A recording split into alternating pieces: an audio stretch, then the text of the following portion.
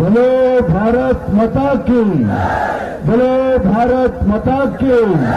ಭಾರತೀಯ ಜನತಾ ಪಕ್ಷಕ್ಕೆ, ಭಾರತೀಯ ಜನತಾ ಪಕ್ಷಕ್ಕೆ, ಜನವಿರೋಧಿ ಕಾಂಗ್ರೆಸ್ ಸರ್ಕಾರಕ್ಕೆ, ಜನವಿರೋಧಿ ಕಾಂಗ್ರೆಸ್ ಸರ್ಕಾರಕ್ಕೆ, ಆತ್ಮೀಯ ಕಾರ್ಯಕರ್ತ ಬಂಧುಗಳೇ, ಇವತ್ತು ಭಾರತೀಯ ಜನತಾ ಪಾರ್ಟಿ ರಾಜ್ಯಾದ್ಯಂತ ಈ ಭ್ರಷ್ಟ ಕಾಂಗ್ರೆಸ್ ಸರ್ಕಾರದ ವಿರುದ್ಧ ಹೋರಾಟವನ್ನು ನಾವು ಕೈಗೆತ್ತಿಕೊಂಡಿದ್ದೇವೆ. ಇಡೀ ರಾಜ್ಯದಲ್ಲಿರ್ತಕ್ಕಂಥ ಪ್ರತಿಯೊಂದು ಜಿಲ್ಲೆಗಳಲ್ಲಿ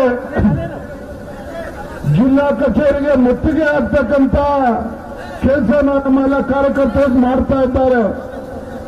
ಕಾರಣ ಏನು? ಇವತ್ತು ರಾಜ್ಯದಲ್ಲಿ ಆಡಳಿತ ನಡೆಸ್ತಾ ಇರ್ತಕ್ಕಂಥ ಕಾಂಗ್ರೆಸ್ ಸರ್ಕಾರ, ಸನ್ಮಾನ್ಯ ಮುಖ್ಯಮಂತ್ರಿಗಳು ಸಿದ್ದರಾಮಯ್ಯ ನೇತೃತ್ವದ ಕಾಂಗ್ರೆಸ್ ಸರ್ಕಾರ ಒಂದು ವರ್ಷದ ಹಿಂದೆ ರಾಜ್ಯದ ಜನರಿಗೆ ಅನೇಕ ಭರವಸೆಗಳನ್ನು ಕೊಟ್ಟು ರಾಜ್ಯದಲ್ಲಿ ಅಧಿಕಾರಕ್ಕೆ ಬಂದಿದೆ. ರಾಜ್ಯದಲ್ಲಿ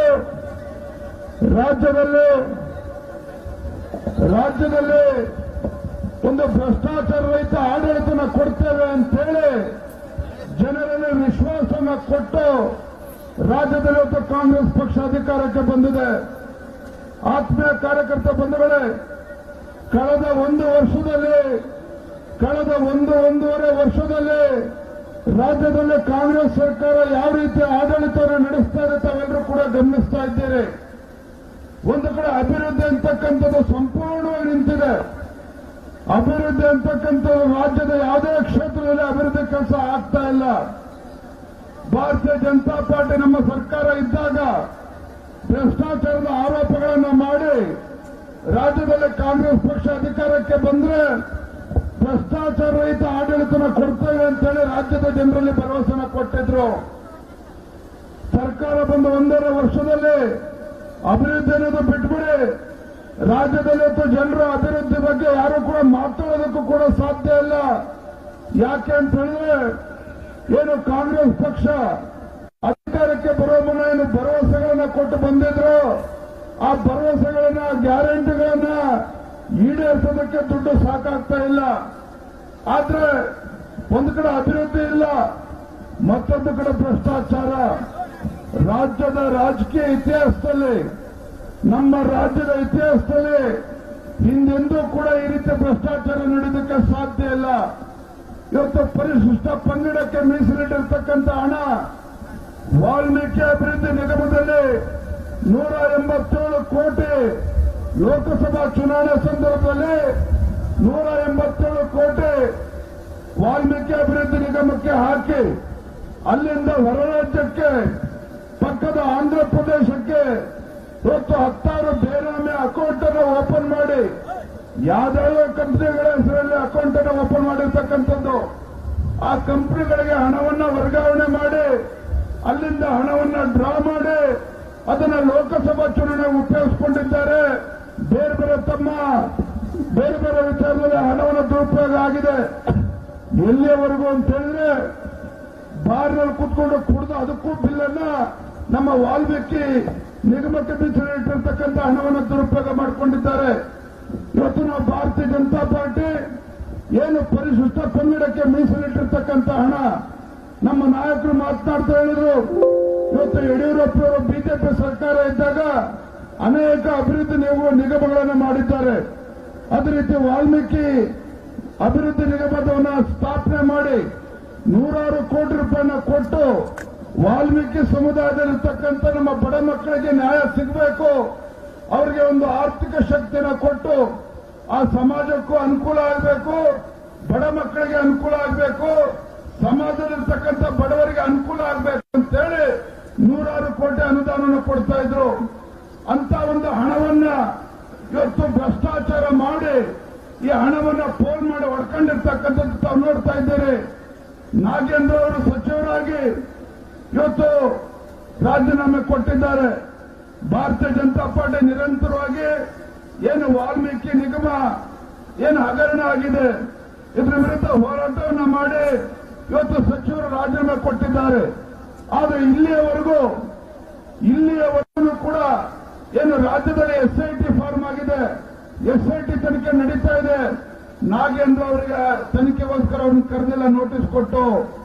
ನಾಳೆ ಇವತ್ತು ನೇರವಾಗಿ ಇವತ್ತು ಒಂದು ಮಾತನಾಡೋದಕ್ಕೆ ಇಚ್ಛಪಡ್ತೇನೆ. ಇದು ನಾಗೇಂದ್ರ ಅವರು ಮಾಡಿರ್ತಕ್ಕಂಥ ತಪ್ಪು ಅನ್ನೋದಕ್ಕಿಂತ ಹೆಚ್ಚಾಗಿ ಸ್ವತಃ ಮುಖ್ಯಮಂತ್ರಿಗಳು, ಯಾಕೆಂದ್ರೆ ಅವರು ಹಣಕಾಸಿನ ಇಲಾಖೆಯನ್ನ ನಿರ್ವಹಿಸ್ತಾ ಇದ್ದಾರೆ. ಹಣಕಾಸಿನ ಇಲಾಖೆ ಇವತ್ತು ಮುಖ್ಯಮಂತ್ರಿ ಜೊತೆಲಿರ್ತಕ್ಕಂಥದ್ದು. ಮುಖ್ಯಮಂತ್ರಿಗಳ ಅನುಮತಿ ಇಲ್ಲದೇನೆ ಲೋಕಸಭಾ ಚುನಾವಣೆ ನಡೀತಾ ಇದ್ದಾಗ 187 ಕೋಟಿ ನಿಗಮಕ್ಕೆ ಟ್ರಾನ್ಸ್ಫರ್ ಮಾಡಿ, ಅಲ್ಲಿಂದ ಒತ್ತಾಯ ಮಾಡಿ ಅಲ್ಲಿ ಹೊರ ರಾಜ್ಯಕ್ಕೆ ಕಳಿಸಿ, ಇವತ್ತು ಮಾಹಿತಿ ಬರ್ತಾ ಇರ್ತಕ್ಕಂಥದ್ದು, ಪತ್ರಕರ್ತರು ಜನಸಾಮಾನ್ಯರು ಹೇಳ್ತಾ ಇರ್ತಕ್ಕಂಥದ್ದು, ಇವತ್ತೇನು ಲೋಕಸಭಾ ಚುನಾವಣೆಗೆ ಕೇಂದ್ರ ಅವರ ರಾಹುಲ್ ಗಾಂಧಿಗೆ ಹಣ ಕೊಡಬೇಕು, ಲೋಕಸಭಾ ಚುನಾವಣೆ ಬೇರೆ ಬೇರೆ ರಾಜ್ಯಕ್ಕೆ ಇವತ್ತು ಕರ್ನಾಟಕವನ್ನ ATM ಆಗಿ ಪರಿವರ್ತನೆ ಮಾಡಿಕೊಂಡಿದ್ದಾರೆ. ನಮ್ಮ ರಾಜ್ಯ ಇವತ್ತು ರಾಜ್ಯವನ್ನ ಒಂದು ATM ಆಗಿ ಪರಿವರ್ತನೆ ಮಾಡಿಕೊಂಡಿದ್ದಾರೆ ರಾಜ್ಯದ ಕಾಂಗ್ರೆಸ್ ಸರ್ಕಾರ. ನಮ್ಮ ವಾಲ್ಮೀಕಿ ಅಭಿವೃದ್ಧಿ ನಿಗಮದ ಹಣಕ್ಕೂ ಕೂಡ ಕನ್ನ ಹಾಕಿದ್ದಾರೆ ಕಾಂಗ್ರೆಸ್ ಸರ್ಕಾರ. ಹಾಗಾಗಿ 187 ಕೋಟಿ ವರ್ಗಾವಣೆ ಮಾಡಿ ಅದನ್ನ ಡ್ರಾ ಮಾಡಿಕೊಂಡು ಇವತ್ತು ಅದನ್ನ ಲೋಕಸಭಾ ಚುನಾವಣೆಗೆ ಉಪಯೋಗಿಸಿಕೊಂಡಿದ್ದಾರೆ. ಭ್ರಷ್ಟಾಚಾರ ನಡೆದಿರ್ತಕ್ಕಂಥದ್ದು ಮುಖ್ಯಮಂತ್ರಿಗಳ ಗಮನಕ್ಕೆ ಬರದೆ ಸಾಧ್ಯನೇ ಇಲ್ಲ. ಹಾಗಾಗಿ ನಾವಿವತ್ತು ಭಾರತೀಯ ಜನತಾ ಪಾರ್ಟಿ ಒತ್ತಾಯ ಮಾಡ್ತಾ ಇದ್ದೇವೆ. ಇವತ್ತು ಶರಣ್ ಪ್ರಕಾಶ್ ಪಾಟೀಲ್, ಮಾನ್ಯ ಸಚಿವರಾಗಿರ್ತಕ್ಕಂಥ ಶರಣ್ ಪ್ರಕಾಶ್ ಪಾಟೀಲ್ ಹೆಸರು ಕೇಳಿ ಬರ್ತಾ ಇದೆ. ವಾಲ್ಮೀಕಿ ಅಭಿವೃದ್ಧಿ ನಿಗಮದ ಅಧ್ಯಕ್ಷ ಬಸವನಗೌಡ ದದ್ದಲ್ ಅವರ ಹೆಸರು ಕೂಡ ಕೇಳಿ ಬರ್ತಾ ಇದೆ. ಮುಖ್ಯಮಂತ್ರಿಗಳ ಗಮನಕ್ಕೆ ಬರದೇ ಇಷ್ಟು ದೊಡ್ಡ ಹಗರಣ ಆಗೋದಕ್ಕೆ ಸಾಧ್ಯ ಇಲ್ಲ. ಹಾಗಾಗಿ ಇವತ್ತು ದದ್ದಲ್ ಅವರು ಇರ್ಬೋದು, ಶರಣ್ ಪ್ರಕಾಶ್ ಪಾಟೀಲ್ ಅವರು ಇರ್ಬೋದು, ಅಷ್ಟೇ ಅಲ್ಲ ಸ್ವತಃ ಮುಖ್ಯಮಂತ್ರಿಗಳು ಕೂಡ ಜವಾಬ್ದಾರಿನ ಹೊರಬೇಕಾಗ್ತದೆ, ರಾಜೀನಾಮೆನ ಕೊಡಬೇಕಾಗ್ತದೆ. ಅಲ್ಲಿಯವರೆಗೂ ಸಹ ಇಂಥ ಭ್ರಷ್ಟ ಕಾಂಗ್ರೆಸ್ ಸರ್ಕಾರ ಇವತ್ತು ರಾಜ್ಯದಲ್ಲಿ ಅಧಿಕಾರ ನಡೆಸ್ತಕ್ಕಂಥ ಒಂದು ಯೋಗ್ಯತೆ ಇವತ್ತು ರಾಜ್ಯ ಸರ್ಕಾರಕ್ಕಿಲ್ಲ, ಮುಖ್ಯಮಂತ್ರಿಗಳಿಗಿಲ್ಲ. ತಾವು ನೋಡ್ತಾ ಇದ್ರಿ, ರಾಜ್ಯದಲ್ಲಿ ಭೀಕರ ಬರಗಾಲ, ರೈತರು ಕಂಗಾಲಾಗಿದ್ದಾರೆ. ಇಂಥ ಸಂದರ್ಭದಲ್ಲಿ ಬೆಲೆ ಏರಿಕೆಯನ್ನು ಮಾಡತಕ್ಕಂಥದ್ದು ಒಂದು ರೀತಿ ಜನವಿರೋಧಿ ನೀತಿಯನ್ನು ಅನುಸರಿಸಿಕೊಂಡು ಬರ್ತಾ ಇದೆ. ಮತ್ತೊಂದು ಕಡೆ ಭ್ರಷ್ಟಾಚಾರದಲ್ಲಿ ಮುಳುಗಿರ್ತಕ್ಕಂಥ ಕಾಂಗ್ರೆಸ್ ಸರ್ಕಾರ ಜನರು ಇವತ್ತು ಶಾಪ ಆಗ್ತಾ ಇದ್ದಾರೆ. ಇವತ್ತು ವಾಲ್ಮೀಕಿ ನಿಗಮದ ಇವತ್ತು ಬಡವರಿಗೆ ಮೀಸಲಿಟ್ಟಿರ್ತಕ್ಕಂಥ ಹಣ ಇವತ್ತು ದೋಚಿರ್ತಕ್ಕಂಥ ಕಾಂಗ್ರೆಸ್ ಸರ್ಕಾರ ದೇವರು ಮೆಚ್ಚೋದಿಲ್ಲ, ನಿಮಗೆ ದೇವರು ಒಳ್ಳೇದು ಮಾಡೋದಿಲ್ಲ. ಯಾವುದೇ ಕಾರಣಕ್ಕೂ ಇವತ್ತು ವಾಲ್ಮೀಕಿ ಸಮುದಾಯಕ್ಕೆ ಅನ್ಯಾಯ ತಾವೇನು ಮಾಡಿದ್ದೀರಿ, ವಾಲ್ಮೀಕಿ ಸಮುದಾಯಕ್ಕೆ ಇವತ್ತು ಅನ್ಯಾಯ ಮಾಡಿದ್ದೀರಿ. ಇವತ್ತಕ್ಕೆ ತಕ್ಕ ಶಾಸ್ತಿ ಇವತ್ತು ಸರ್ಕಾರಕ್ಕೆ ಆಗಬೇಕಾಗಿದೆ. ಮಾನ್ಯ ಮುಖ್ಯಮಂತ್ರಿಗಳು, ಮಾನ್ಯ ಸಚಿವರು, ಬೋರ್ಡ್ ಚೇರ್ಮನ್ ಎಲ್ಲರೂ ಕೂಡ ರಾಜೀನಾಮೆ ಕೊಡಬೇಕಾಗಿದೆ. ಇವತ್ತು ಕೇಂದ್ರ ಸರ್ಕಾರದಿಂದಲೂ ಕೂಡ ಇವತ್ತು ವಾಲ್ಮೀಕಿ ನಿಗಮಕ್ಕೆ ಇವತ್ತು ಹಣ ಬಂದಿರತಕ್ಕಂಥದ್ದು ಅದನ್ನು ಕೂಡ ದುರುಪಯೋಗ ಆಗಿದೆ, ಲೆಕ್ಕ ಕೊಡ್ತಾ ಇಲ್ಲ. ಇವತ್ತು ಒಬ್ಬ ಅಧಿಕಾರಿ, ಆ ಚಂದ್ರಶೇಖರ್ ಅಂತಕ್ಕಂಥ ಅಧಿಕಾರಿ, ಅಕೌಂಟ್ಸ್ ಆಫೀಸರ್ ಆತ್ಮಹತ್ಯೆ ಮಾಡಿಕೊಂಡಂತ ಸಂದರ್ಭದಲ್ಲಿ ಆ ಡೆತ್ ನೋಟ್ ಏನೇನು ಬರೆದಿಟ್ಟಿದ್ರು.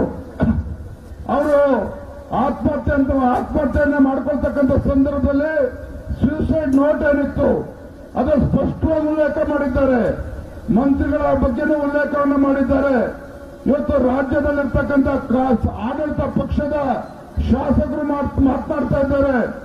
ಲೋಕಸಭಾ ಚುನಾವಣೆ ಎಲ್ಲ ಸಚಿವರು ಒತ್ತಾಯ ಇತ್ತವ್ರ ಮೇಲೆ ಲೋಕಸಭಾ ಚುನಾವಣೆ ಅವರವರ ಇಲಾಖೆಯಿಂದ 100 ಕೋಟಿ ಕೊಡಬೇಕು ಅಂತೇಳಿ ಇವತ್ತು ರಾಹುಲ್ ಗಾಂಧಿ ಅವರಿಂದನೂ ಕೂಡ ಒತ್ತಾಯ ಇತ್ತು, ಮುಖ್ಯಮಂತ್ರಿಗಳಿಂದನೂ ಕೂಡ ಒತ್ತಾಯ ಇತ್ತು. ಆ ಒತ್ತಾಯಕ್ಕೆ ಮಣಿದು ಇವತ್ತು ಬೇರೆ ಬೇರೆ ಇವತ್ತು ನಿಗಮದಲ್ಲೂ ಕೂಡ ಇದೇ ರೀತಿ ಭ್ರಷ್ಟಾಚಾರ ಆಗಿದೆ ಅನ್ನೋದನ್ನು ಇವತ್ತು ಜನರು ಮಾತನಾಡ್ತಾ ಇದ್ದಾರೆ. ಹಾಗಾಗಿ ಈ ಸಂದರ್ಭ ಇಷ್ಟು ಮಾತ್ರ ಹೇಳ್ತಾನೆ, ರಾಜ್ಯದಲ್ಲಿ ಇವತ್ತು ಭಾರತೀಯ ಜನತಾ ಪಾರ್ಟಿ ಇವತ್ತು ವಾಲ್ಮೀಕಿ ಸಮುದಾಯಕ್ಕೆ ನ್ಯಾಯ ಕೊಡ್ತಕ್ಕಂಥ ಕೆಲಸ ಆಗಬೇಕು.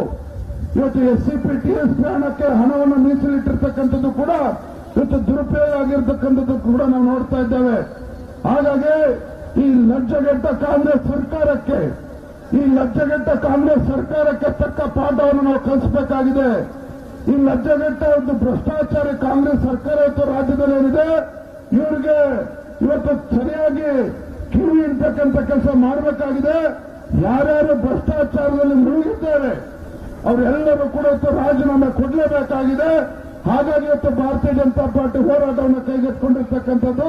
ಇಲ್ಲಿ ಬಂದಿರತಕ್ಕಂಥ ಪ್ರತಿಯೊಬ್ಬ ಕಾರ್ಯಕರ್ತರು ಈಗ ನಾವೇನು ಜಿಲ್ಲಾಧಿಕಾರಿ ಕಚೇರಿಯನ್ನು ಮುತ್ತಿಗೆ ಆಗ್ತಕ್ಕಂಥ ಕೆಲಸವನ್ನು ಮಾಡಲಿದ್ದೇವೆ. ತಾವೆಲ್ಲರೂ ಕೂಡ ಬರಬೇಕು. ಇವತ್ತು ಜಿಲ್ಲಾಧಿಕಾರಿ ಕಚೇರಿಯನ್ನು ಮುತ್ತಿಗೆ ಹಾಕಿ ಇವತ್ತು ಈ ಸರ್ಕಾರ ಭ್ರಷ್ಟಾಚಾರದಲ್ಲಿ ಮುಳುಗಿರ್ತಕ್ಕಂಥ ಕಾಂಗ್ರೆಸ್ ಸರ್ಕಾರ ಇವತ್ತು ತಕ್ಕ ಪಾಠವನ್ನು ಕಲಿಸಬೇಕು. ಹಾಗಾಗಿ ನಾನು ಕೂಡ ಇವತ್ತು ರಾಜ್ಯದ ಅಧ್ಯಕ್ಷನಾಗಿ ನಾನು ಇವತ್ತು ಚಿತ್ರದುರ್ಗಕ್ಕೆ ಯಾಕೆ ಬಂದಿದ್ದೇನೆ ಅಂತ ಹೇಳಿದ್ರೆ, ಇವತ್ತು ಅತಿ ಹೆಚ್ಚು ನಮ್ಮ ವಾಲ್ಮೀಕಿ ಸಮುದಾಯ ಇರ್ತಕ್ಕಂಥದ್ದು ನಮ್ಮ ಚಿತ್ರದುರ್ಗ ಜಿಲ್ಲೆಯಲ್ಲಿ. ಇವತ್ತು ಇಷ್ಟು ದೊಡ್ಡ ಅನ್ಯಾಯ ಮಾಡಿರ್ಬೇಕಾದ್ರೆ ಚಿತ್ರದುರ್ಗದಲ್ಲಿ ನಾನು ಇವತ್ತು ಬಂದಿದ್ದು ಹೋರಾಟಕ್ಕೆ ಕರೆ ಕೊಟ್ಟಿದ್ದೇನೆ. ನಾನು ಇಷ್ಟು ಮಾತ್ರ ಹೇಳ್ತೇನೆ, ನಮ್ಮ ವಾಲ್ಮೀಕಿ ಸಮುದಾಯಕ್ಕೆ ನ್ಯಾಯ ಸಿಗುವವರೆಗೂ ಸಹ ನಾವು ಹೋರಾಟದಿಂದ ಹಿಂದೆ ಸರಿತಕ್ಕಂಥ ಪ್ರಶ್ನೆ ಇಲ್ಲ. ಈ ಹೋರಾಟಕ್ಕೆ ನ್ಯಾಯ ಸಿಗಲೇಬೇಕು. ಅಲ್ಲಿವರೆಗೂ ಕೂಡ ನಾವು ಹೋರಾಟ ಮಾಡೋಣ ಅಂತ ಹೇಳ್ತಾ, ಭ್ರಷ್ಟ ಕಾಂಗ್ರೆಸ್ ಸರ್ಕಾರಕ್ಕೆ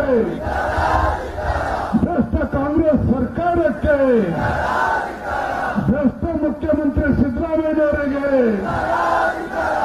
ಎಲ್ಲಿಯವರೆಗೂ ಹೋರಾಟ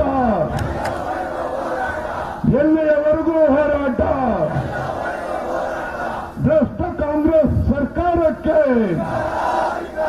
ವಾಲ್ಮೀಕಿ ಸಮುದಾಯಕ್ಕೆ ಮೀಸಲಿಟ್ಟಿರ್ತಕ್ಕಂಥ ಹಣವನ್ನು ದೋಚಿರ್ತಕ್ಕಂಥ ಕಾಂಗ್ರೆಸ್ ಸರ್ಕಾರಕ್ಕೆ, ವಾಲ್ಮೀಕಿ ಸಮುದಾಯಕ್ಕೆ ಅನ್ಯಾಯ ಮಾಡ್ತಾ ಇರ್ತಕ್ಕಂಥ ಕಾಂಗ್ರೆಸ್ ಸರ್ಕಾರಕ್ಕೆ, ವಾಲ್ಮೀಕಿ ಸಮುದಾಯದ ಹಣಕ್ಕೆ ಕನ್ನ ಹಾಕಿರ್ತಕ್ಕಂಥ ಭ್ರಷ್ಟ ಕಾಂಗ್ರೆಸ್ ಸರ್ಕಾರಕ್ಕೆ ಧಿಕ್ಕಾರ. ತೊಲಗಲಿ.